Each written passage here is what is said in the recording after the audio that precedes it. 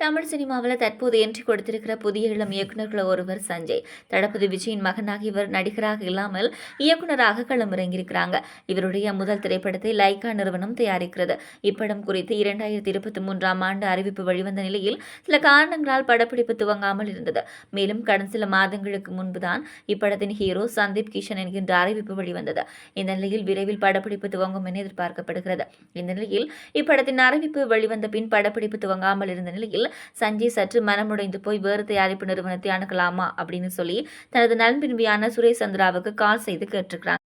அஜித்தின் மேலாளராக இருப்பவர் சுரேஷ் சந்திரா என்பதை அனைவரும் அறிவோம். சஞ்சய் போன் கால் செய்தபோது சுரேஷ் சந்திராவின் அருகில் அஜித்தும் இருந்தாராம். அப்போது யாருடன் பேசிக் கொண்டிருக்கிறீங்க அப்படின்னு சொல்லி அஜித் கேட்க விஜயின் மகனிடம் என கூறியிருக்கிறாங்க. பின் அந்த போனை வாங்கிய அஜித் சஞ்சயிடம் நலம் விசாரித்து அவருடைய முதல் படத்துக்கு வாழ்த்துக்களையும் தெரிவிச்சிருக்கிறாங்க.